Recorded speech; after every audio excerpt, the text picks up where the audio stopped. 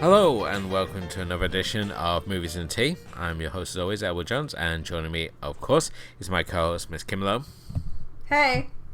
Tonight is another edition of our After Hours, our sub-series of shows where we look at the films that were sort of really holding our interest, which obviously fall outside of our usual programming of director filmography reevaluation. And certainly as we're currently working behind the scenes on season 2, we've got a couple of these shows in the meantime.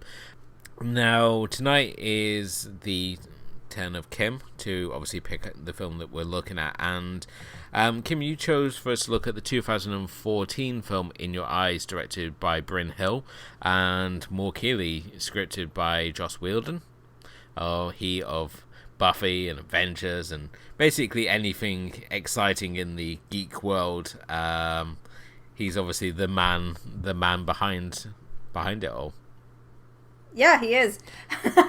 I mean, I was surprised. I think I landed on In Your Eyes pretty spontaneously. I don't know if it was on, I think it was on Netflix, and I landed on it, and it was just really like, I didn't really know. I mean, I realized I knew people in it afterwards, but I'm one of those people who like romance stories, and I like kind of like interesting little things like romance structured around just like really keying into two characters spending time together and watching that sort of their kind of relationship develop. So maybe we should start with a plot. Yeah, I mean, the plot itself is, while it's obviously at heart, it's got elements of romance in here. This is marketed as a paranormal romance, but I wouldn't even say it's kind of, that much of a paranormal. It's kind of sci-fi, I think. It's more sci-fi than paranormal in my mind. Yeah. Basically, we've got these two strangers. We've got Rebecca, who is living in New Hampshire, and we've got Dylan, who lives in New Mexico. And basically the two strangers who suddenly discover from childhood that they're able to see into each other's minds. However, it's a talent that only really comes to the forefront when they're adults, when they sort of rediscover and are able to actually start communicating with each other. So Dylan's able to see what Rebecca sees and vice versa. The two initially forming this rather unique friendship, and over the course of the film it sort of develops into more of a closer bond between them two, with Dylan, who's basically an ex-parole, is trying not to go back into his criminal ways, and Rebecca at the same time is sort of trapped in a problematic marriage, and the two suddenly find that this new talent raises a lot of suspicion with the people around them, as they start being accused of being schizophrenic and just generally losing their mind. And the film is really just about these two characters and this very unique bond that they share, and just watching it unfold over the course of the film. I think that's sort of the best way to describe it, because this is it's certainly a unique film, and I think it's certainly, in terms of if we would even class it as a romantic film, it's sort of one that you would put along the likes of like Ruby Sparks and Eternal Sunshine and Spotless Mind. It's very much like an indie romance sort of film at its heart. But yeah, so I mean, you said this is one that you sort of stumbled across, Kim. Yeah, I mean, In Your Eyes is like, I always go and hunt down like romance every once in a while, and I like looking for romance, which is really like, you know, like I said, it's kind of different from other things. Really focused on character development and chemistry, and I really find that those are the best types of romances. So it was really interesting for this one, because you really had like these two characters, and honestly, this was the first time, because I've never seen Ruby Sparks, and that came out before this one. And that's with Zoe Kazan, and I actually haven't seen her in anything in my memory at that time of these two characters. Obviously I have, because Rebecca is played by Zoe Kazan, as I said, and Dylan is played by Michael Stahl-David, which is the guy in Cloverfield trying to find his girlfriend. So it's an interesting cast. Like I mean, I like their chemistry a lot. I like the fact that, you know, there's a good bit of character development in, like, I think there are flaws, I think, in the script itself. A little bit of suspension of belief, a lot of things that happen. You kind of like wonder, okay, well, that kind of like maybe they edited a little bit too much out, and the story suddenly has these like little holes that you kind of, if you're really into these characters, you kind of overlook, which is, you know, I've seen this movie like a ton of times now. I watch it like almost like at least once or twice a year. It's kind of like my little, it's a drama, but somehow it's kind of like my happy place that I go to. I really love the movie, but what did you think about it? I mean, yeah, I mean, I can see how this would be the movie you watch when you want to go to your happy place. I mean, this is really sort of like Joss Wheldon doing his Time Life movie. It's kind of like something you would throw on like a Sunday afternoon if you're looking for something to watch but don't really want to think too much. As it's very light, and at the same time that works to its advantage, the fact it never gets particularly heavy. Certainly was surprising, the fact that I did obviously enjoy this as much as I did, because certainly the premise itself seemed kind of schlocky, and it's sort of like, oh, I can see where this is gonna go, like straight off the bat. And I was kind of like relieved the fact that they don't go there instantly. It's sort of like, it starts off in the fact that you've got these two characters, and it's more just, it starts off really just sort of like this really unusual friendship. The fact that they're helping each other in their own lives, such as there's a scene where Dylan is going on a date with this girl who's kind of really into him, that hangs around his local bar, and Rebecca's basically advising him on what to do on the date, and she's like, he's there like cooking, and she's sort of like giving him like feedback on what this sauce he's making and stuff, but it's just really kind of clueless. I think he needs more than just verbal help, because he's just really completely clueless at the best time. And he's there cremating steaks, like, it's sort of like, oh yeah, these are about pretty much done. And you hear this like heavy thud on the grill, and it's sort of like, yeah, no one's gonna eat those. Yeah, well, I think what the thing is that, like you said, it's really light, and the two characters themselves, I mean, you know, they have very clear-cut characters, so they're very, like, you know, at the same time, like Becca and Dylan is so charming to watch. They're like fun and they're cute, and the way that it like really develops from the beginning is like you have these really funny moments when they first learn about this, and then they start linking everything together and finding out like, oh, when this all began, and feeling like, you know, I think that in a way there is something a little bit deeper to these characters, is that they do have really troubled past, and they feel really lonely. And I think in a certain way, maybe there's a little bit deeper to just how these characters are developed, in the sense that you really feel for them, that they both have these, they're lonely in their lives. Like, one is literally lonely because he's by himself all the time. And like Becca she doesn't find, like, she's very controlled and manipulated in the current marriage that she's in.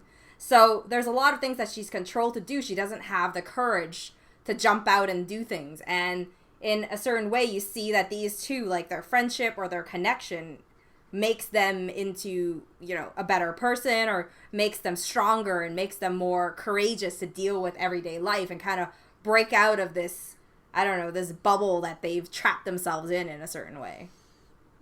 Yeah, definitely. Something I was really relieved about is that, I mean, the film opens with them both, their child personas, and we see that Rebecca clearly is overwhelmed with the concept of how to ride a sledge, as she finds she's going downhill, and we see young childhood Dylan. He's in class and he's like gripping the desk because he's seeing through her eyes. He's getting that sensation of riding on the sled, and obviously she crashes into a tree because bailing off a sled is apparently too overwhelming for her character. And this obviously then shows a great connection with Dylan, who's now like unconscious in his classroom. And I was so glad that it's not like, oh, we're gonna spend like 15 minutes or so with them as childhood actors, because these child actors are horrible. They're really terrible, and yeah, but they're as you said, like what you said. I think that they were really just placeholders, has just set up the stage for what's to go on, Yeah. right? And it reminds me that you're reminding me of like that I have like if you haven't watched Flip yet, that's one of the movies we have to add on eventually. Okay, and again, we have you said already they got all this heavy stuff in the past, and we don't dwell on any of that heavy stuff. It's mentioned, and it's all the more effective the fact it's sort of brought up. I mean, she obviously has a spell in a psychiatric institute. He's in prison, Yeah. and both characters reference these moments of like feelings of like loneliness and scared, and being scared. And I thought it was all the more effective than, oh, we're just gonna go through like the cliche psychiatry scene. We're gonna go through like the cliche scene of him being like dominated by some large fellow in prison. It's sort of scenes that I didn't need to see, and it was really kind of refreshing to see, especially a director who like Brent Hill, who at this point, this is only his second feature, because before this he only directed and wrote The Ball Don't Lie, which is a basketball drama about a caretaker with OCD who finds sort of comfort on the basketball court. And this is only his second film. Joss Wheldon, again, this is a script he wrote when he was 21, so back in 92. So it's an old script, so it's not quite got all the flair for dialogue that we obviously see in his later projects, especially in like his TV work with like Buffy, Angel, Dollhouse, and Firefly, and obviously the stuff he did with like the Marvel Universe. So anyone going into this thinking, oh, I'm going to get loads of like Wheldon like tropes and stuff, maybe a little disappointed because it hasn't quite got the snappy dialogue, but he really, at this sort of level, whereas he's sort of like started as a writer, knows how to write character interactions. And this is sort of the key thing here, is a lot of the scenes are characters essentially telepathically communicating with each other, and yet you feel that they are in the same place. It never feels like this sort of like cliche thing of, oh, I'm watching you through my eyes. And there are a couple of stumbles with the initial sort of setup, and I was so glad that once it establishes the rules for this world, that it really sort of tightens things up. Like when they initially sort of like, oh, I want to see each other, and of course she happens to be in her pajamas, and he's sort of like in his cowboy getup. So it's sort of like the male and female sort of fantasy personas that they're playing for each other, because you know he's the good-looking cowboy sort of character in this, and it was sort of like, oh, it's like, yeah, but I mean, but I think that the idea of what they're wearing or what it is that I think it's more the fact built by like just how like these funny moments, like, you know, he looks in the mirror for the first time and he's like, God, I'm beautiful. And then it's just like he literally forgot that, you know, about himself and her, and just in that moment you kind of really see these characters who later on, obviously, we learn a lot more about, you know, why, like, you know, why Dylan is, you know, he doesn't see himself as much more than what he is, or, you know, or like why Rebecca is so, you know, she's so closed off, and she's so like, she keeps a lot of her thoughts, and this is like her moment when she has this connection to really open up her mind and be really able to engage into this thing. And really, like, you see her character change from when she's with her husband to with like just talking in the middle of the street and having to pretend that she's on the phone, or like to all those things where she doesn't care anymore about what everybody sees her as.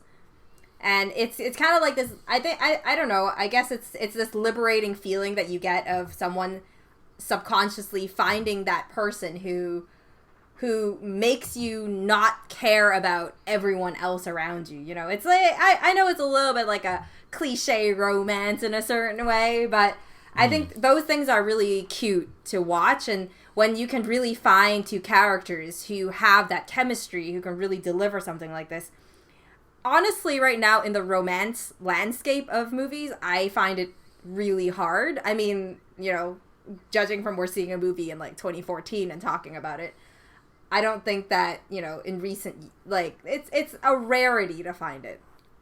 It's I think the romance genre is just very overworked Yeah. When we do get romance film. I mean, when I was watching the film, I didn't realize it was Zoe Kazan who I was watching. I thought it was the chick from 50 Shades of Grey. No.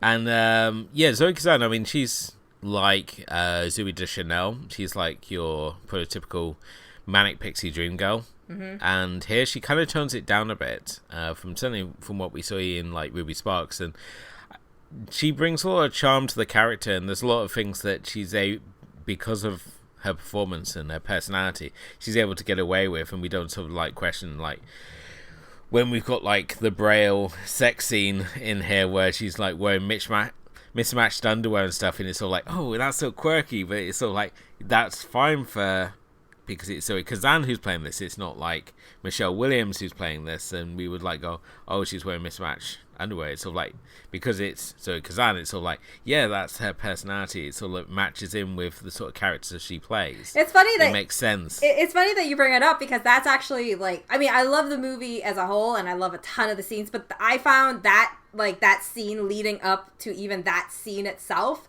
is so powerful, just the whole setup of the whole thing. Like, it is a little, like, cheesy. The more I watch it, the more I, like, at this point when I need to be a little bit more objective as I watch this time to really, like, see it. It is a little funky and weird, but I think that what it achieves with the, like, just, like I said, it's a connection. It's a chemistry that these characters have, and the fact that it's Zoe Kazan, for sure, and, like, just them doing, like, the fact that it's not very, like, it's not physical, but it is. And you're kind of, like, straddling that line. There's, like, this kind of artsy indie flair to it that kind of really works, I guess. And I was just super impressed by that scene. Like, every single time I watch it, I'm like, that's so smart to do something like that. Obviously, you have this kind of thing where at this point you kind of question her character, because you're kind of like, well, she's married, and is this cheating? Is that not cheating? But then you're kind of like, well, she's kind of with a jerk. Yeah. That's the only justification you need. Is so like, is the person I'm with a jerk? Her husband's like a piece of shit, and it just gets worse as we see more of him. And then you're just kind of like, well, I feel bad for justifying it that way. Like, it's okay to cheat if you're with a jerk, but that's not the case. Like, I think that, she realizes that she wants out of this relationship, but she's never had the courage to do it because she never really knows what she wants. She always found that, like, because of her history and everything, that she needed someone, like super grounded, who's gonna tell her what to do and really, like, guide her. Certainly when we look at Mark Feuderstein's character here, who plays her husband Philip, who's Mark Feuderstein's probably best known for playing the Doctor in Royal Pains, so real character stretch here that he's playing a doctor here as well. Great work there, Philip.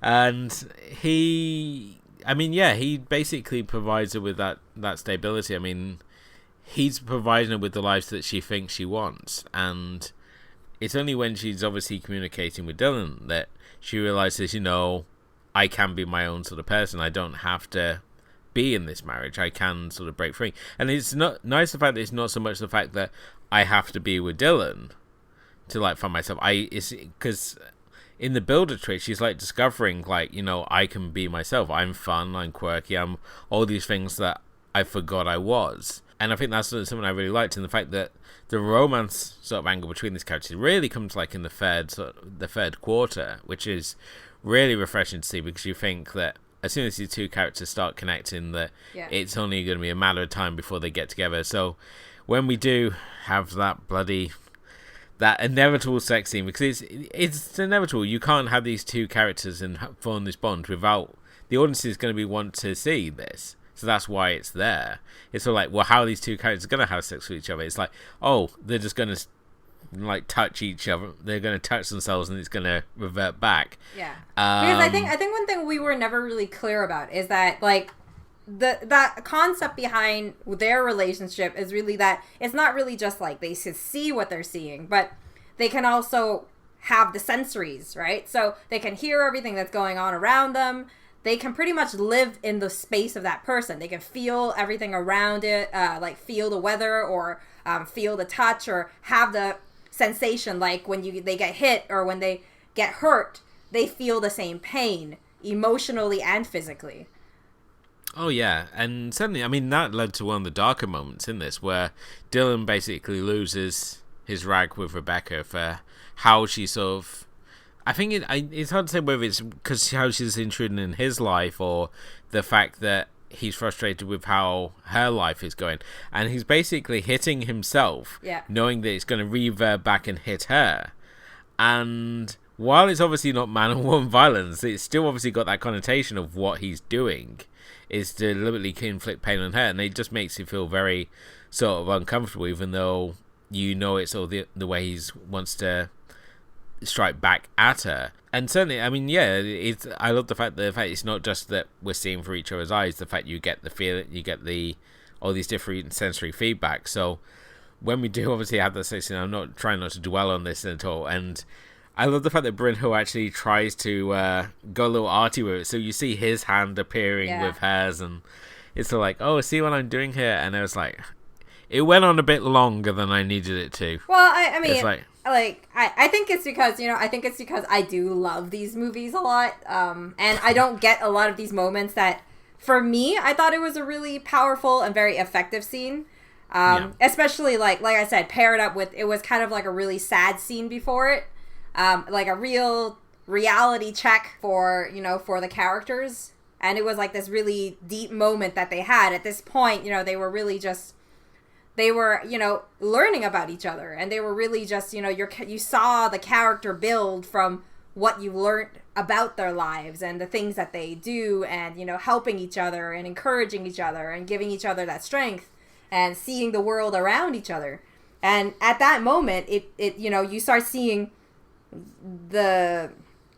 how they got to exactly this point that they have, and they both have this kind of reality check moment, and they kind of embrace this connection that they have fully, that maybe there's something more.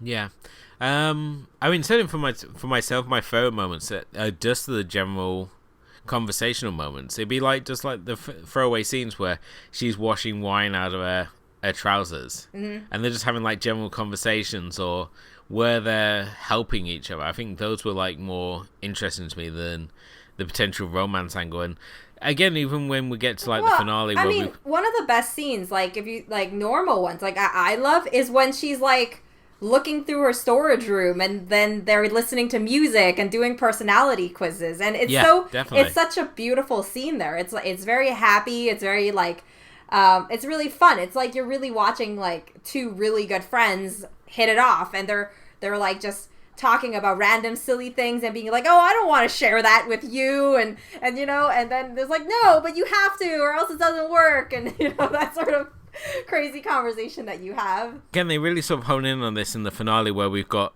the world's most unexciting car chase happening, where he's basically driving around in a circle to escape the police, and at the same time talking her through how to escape from her padded cell, using his sort of lockpick skills. And I thought that was a really cool scene. Although her amazing escape from the hospital by just putting her head down is like right up there with stupid escape attempts. It's like when Stephen McQueen, his amazing disguise in The Great Escape is to disguise himself as an American. Where everyone else is like putting all this effort into like disguises and stuff, and he's basically just gonna disguise himself as Steve McQueen. It just felt kind of stupid that I'm just gonna put my head down. No one's gonna notice I'm an escape crazy patient. Well, no, I mean, like, the concept was that you know what you're doing, you know where you're going, and then people will think you fit in. And I think that was the concept behind it. Like, it was the low budget version of an escape, right? If you don't look crazy, they might not notice you because you're still new here and you've been stuck in your room forever. There's like 2 nurses that's probably seen you. So, I mean, like I said, I defend the movie a lot. I never thought about these things as inconsistencies. I do think that it is a really, like, it was a really fun scene, but obviously, like I said, like, logically, if you think too much about this. There is a lot of flaws to the things they say and things that happen, and, you know, the final scene, you know, like, how do they end up, you know, at that ending point where they're like, you hear the train, run for it, and then they're, like, right across from each other. So it's a lot of, you know, like, coincidental and things that kind of, like, you know, then romance is this sort of movie where I find this genre where you are allowed to let your memory kind of, like, let your mind kind of wander a little in those moments, especially in light movies, light romances, where you can accept these things because, you know, who wants to go there and watch, like, a sobby romance? I'm telling you, though, the first time I watched this film, I don't know why, but Joss Whedon always gives me this feeling he's going to write some shitty ending for his characters. So I was sitting there and I was like, oh my God, they're going to get caught and they're going to pull away. This is going to be such a crappy, bittersweet, crappy ending. And I'm just like, and that was the first time I was watching this film. I had this, like, dread in my heart. I was like, oh, something's bad. Something bad is going to happen to them. They're going to split them apart. And I'm like, or they're going to, like, I don't know, something's going to happen. Some accident is going to happen. Yeah, that's just basically 5 minutes after the movie credits kick in. That's what we would have seen, is that they're basically, because the whole, I mean, just spoiler alert here, the ending, obviously, they finally get together, so we get 5 seconds of screen time with these two characters finally get together, and he's broken parole, she's escaped from a mental institution, I guarantee 5 minutes after the credits, he's being hauled off to jail, she's being thrown in the cell and lobotomized or something. No one's going to end up happy, so I think they made the right choice in just, like, ending it here. It's sort of like, just end movie. Everyone's happy. Well, I mean, movie. The train, technically, as they were expecting it, should be heading to Canada, which is supposedly the romance in an exotic setting. Which makes me very happy if you think Canada is an exotic setting, because I am Canadian. They're just gonna. That's so the film ends with you helping them out in the Underground Canadian Railroad. Only I knew where you help, like, indie film romances escape to freedom from mental institutions. Wouldn't that be the job? Houses. Wouldn't that be the job if there was enough indie romances for me to fall in love with? I mean, yeah, by the time they get together at the end, I mean, I was happy enough with it, and they don't overplay it. The whole romance between them, which again I was very relieved about, because there's always the worry when you have a romance thing that it's just going to go oversaturating and sweet, and it's just going to kill all this development that we built up. Because at the heart, they still the heart of their relationship is that these are two people who are friends first. Mm-hmm. That was the thing. They share this really strong connection as friends, and discovering about things about each other is where their sort of interests lie. And the film never forgets that. It doesn't, like, go, oh, they're now a couple. And even though it obviously has to go the usual romantic routes of, like, as you said, you know, she's a married woman, so the only way that it's acceptable for her to cheat is if the husband or current spouse is a jackass. Yeah. And it's, you know, same as in, like, Titanic. You know, Kate Winslet is married, but because Billy Zane's a jackass, it's okay for her to go off with ruffian Leo DiCaprio. And yeah, and you know, at the same, like, I mean, Titanic doesn't even have that guilt factor to it, you know? Whereas, like, this one, the two characters, because they're friends first, they actually have that barrier where, you know, they always bring up, oh, you know, your husband, and, you know, she helps him try to get a girlfriend, and they do these things before they even step into that new direction that they are going into, like the romance part. And it's refreshing to see something like that, because I think that films and a lot of romantic comedies forget that life is a lot more than just being, like, starting something as enemies and then turning into, you know, a couple. Or, you know, right away it's like, yeah, like this, you're in love.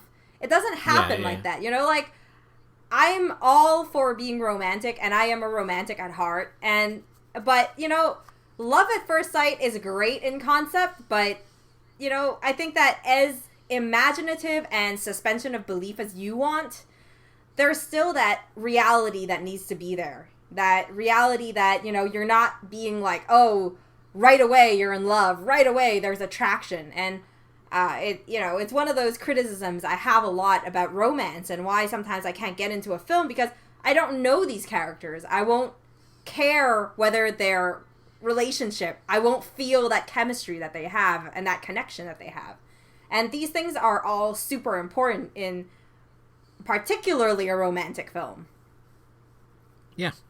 And I think it's also nice the fact that Wheldon's here is clearly making the most of this unique opportunity. I mean, we've obviously got a unique circumstance where we can see each other's head. So the fact that he's exploring, what are the possibilities of this? So it's sort of like, not only do you get to experience someone else's life, and of course they happen to be complete polar opposites, because he's living in a trailer, she's living in a penthouse. She's living in a mansion. Not even a penthouse. Yeah. She lives in a freaking mansion. Yeah, I love the fact it's through each other. They initially start off and they're better in each other's lives. He tidies his trailer and she discovers herself again. And I love that idea. I mean, it would be great if I found myself had a connection with some girl somewhere, and it would be like really helpful as he finds out. He's sort of like done know how to talk to the girl at the bar, and he's got his wing woman there to like guide him through, and she's like, compliment her shoes, rather than just like her eyes or a personality or something that she's born with, as the film puts it. And it's great, the scene that he's like they're coaching him how to talk to this girl who initially, when she's introduced, they have this very clumsy encounter, and you see what he's like on his own. Where he's not smooth. He doesn't know what he's supposed to be doing. So to have someone there to like give him some guidance, it really was sort of like a cool little scene to have. Although I have to say that, isn't it convenient though that whenever they have connections and stuff, it's always the perfect timing. It's never like when they're in the middle of like trying to cook dinner or going to the bathroom or something like that. It's always like these perfect moments that they happen to have these connections. Because I would imagine because they don't explain if they can like turn it on and off, they just seem to like know when to speak to each other. Well, it seems that they can. It seems that maybe because like psychologically, I guess, like Rebecca's character had more like mental issues, that she's learned how to shut it off and turn it on a lot better than Dylan, because Dylan knows nothing about it. So in a certain way, like, they can just like block the connection whenever they want, and they can just like turn it off and be like, yeah, block it. And I guess so. Otherwise, you'd need to like put in some severe ground rules. It's sort of like between 5 and 6, that's Elwood time.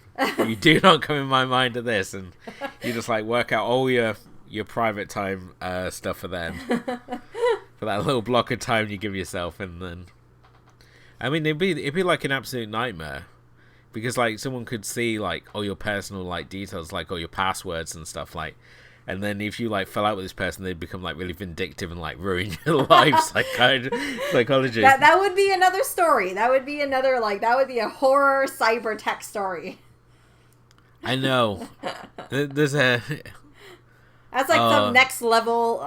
That's next level. What do you call it?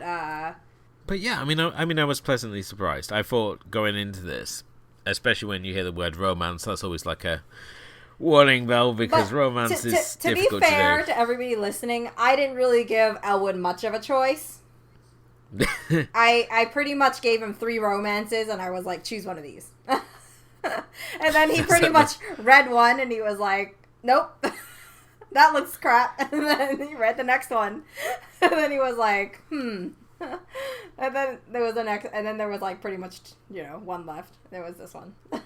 Yeah. Well, I mean, this is the whole point of this whole experiment, really. It's just the fact that it is about pushing your boundaries of your film watching taste. Because if you just watch things that you're comfortable watching all the time, you're not really achieving anything. And I think we proved that with Pompeii, a movie that I don't think anyone was particularly looking forward to. And, it was pleasantly surprising for myself, and not so much for yourself, but people can obviously go back and find our thoughts on how Pompeii turned out. And yeah, I mean, it was, as I said, it was definitely a pleasant surprise. And I think the fact that it went in so many surprising directions, and the evolution of these characters felt very natural compared to, as I said, you see romance in the title, and it's just like that warning sign already, because your mind goes to the place that, oh, it's going to be a romance, so it's going to make these great leaps and have these cliche moments, and it's going to be like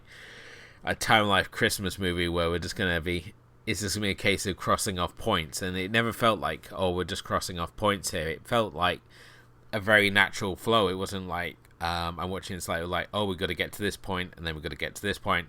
I wasn't, I would say for like the good first half, I wasn't sure where it was going to go. I thought they would just be friends. I didn't think that they would actually get together. I thought, they just had this friend connection and they wouldn't actually meet. And obviously that was kind of thrown out by the time we get into the third act. But yeah.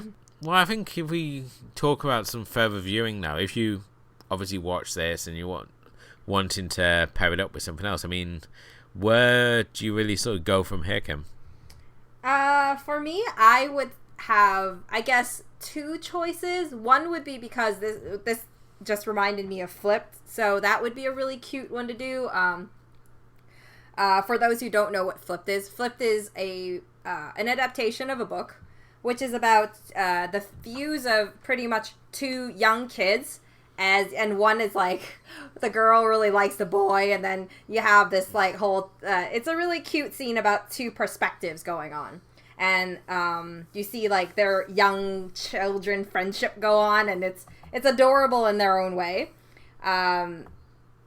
And then if it was something that's along the lines of this movie, which is very much about two people who connect and then have this kind of chemistry, and quite unique, is Before We Go, which is the debut directorial effort of Chris Evans, and he stars in it also.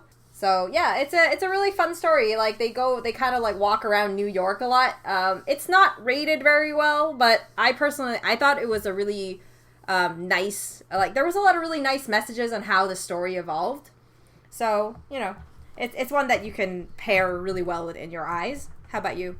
I think my main sort of one that I want to pair it with, as we mentioned earlier in the episode, would be Ruby Sparks. I think Ruby Sparks is a really interesting sort of comparison where we got her real life partner, Paul Dano, plays this writer who is sort of struggling with his early success as a writer, and inadvertently creates himself the perfect girlfriend through his writing. In the creation of Ruby, this girl he's sort of writing about somehow comes to life, and he embarks on this relationship with her. And as the film goes on, he discovers that he can obviously keep adjusting her personality through his writing. So the fact of she starts off with the seemingly the perfect girlfriend, but he starts getting jealous, so he starts changing her personality so she becomes more devoted to him. And as the film goes on, we just see how he changed it, and it does have a really kind of dark ending, but it's sort of again in that sort of unique romantic angle that we obviously have here. Again, Zoe Kazan is just absolutely charming in the film, and that's, I think, any sort of film where she's there doing the manic pixie dream girl thing is always kind of interesting to watch. On the darker side of things, I mean, you can essentially get the same film we have here with the Masters of Horror episode Chocolate, which was directed by Mick Garris, based on his short story. And basically it's about this divorced guy named Jamie who develops artificial flavorings, and he basically suddenly starts discovering that he can see and experience, like we have in the film here, the experiences of this woman that he's never met. Hence, as he puts it, I tasted another man's chocolate. And in, of course, being a Mick Garris thing, it takes on a horror angle, as he finds himself embroiled in this series of murders that he's obviously seen through these eyes. It also has the unique feeling scene where he gets to experience what it's like to be fucked, which is something that this film didn't do, but I thought it was certainly a unique aspect of the episode, and certainly one of the aspects that people often want to talk about when they talk about this episode. And I mean, the whole of the first season of Masters of Horror is absolutely fantastic because it is truly masters of horror that are coming together and directing these short films. And Mick Garris's Chocolate might not be the strongest entry in there, but certainly for what it does with the same sort of setup that Joss Wheldon gives us with In Your Eyes, makes it an interesting comparison piece if we were to obviously take the same story and, you know, take it off in a darker direction. So as they say, there are no original ideas, just variations on the same story. And I think just if you put these two films side by side, you see that pretty much in action. So, but yeah, for myself, I mean, I recommend In Your Eyes as a throwaway Sunday afternoon watch. I think, Kim, I mean, do you sort of rate it a little higher than that, or? Well, yeah, I mean, I personally love films like this, so yes. But I mean, to be fair, I think a Sunday watch is a good, you know, a good way to put it. It's like nice and relaxing, and you know, it's kind of light and cute. This brings us to the end of another edition of Movies and Tea. We hope, as always, you've enjoyed listening. You can, of course, follow us on Facebook or Twitter. We also have the Instagram page as well, where we post interesting screen caps from the films that we're looking at, as well as hinting at what's obviously to come in future episodes. You can also follow our blog, which is Movies and Tea Podcast.wordpress.com. On there you can not only find a complete archive of all our episodes, but you can also find reviews on there as well. Now, if you haven't done already, if you're listening to us on Podomatic or iTunes as well, could you please hit the like or subscribe buttons, and, you know, maybe leave us a review, leave us some feedback, let us know what you think of these episodes, and what films that you would like to see us cover, or directors whose filmography you feel needs to be reevaluated. We'd love to hear back from yourselves, and it certainly helps the show get a little more notice there. But as always, I'd like to say thank you to my co-host, Miss Kim Lowe. It's always great to talk about stuff. Talk about great movies and stuff. And thank you for this unique, romantic film experience. So I'm glad you liked it. I've already told you about how I'm worried that you wouldn't like it, and I would have recommended another crappy movie to someone. Yeah, and of course, next time is my pick, which I think I'm not sure how you're going to feel about this one, but we're going to be reevaluating Sucker Punch, the very diversive Zack Snyder dream project. This is a film which has got is somehow gained like massive cult appeal, which could be argued for many different reasons. At the same time, it's got equally as many detractors for it who see it as just throwaway trash. So we're going to be revisiting Sucker Punch and reevaluating it for ourselves. So make sure you join us for that on the next episode. But thank you as always for listening, and until next time, good night.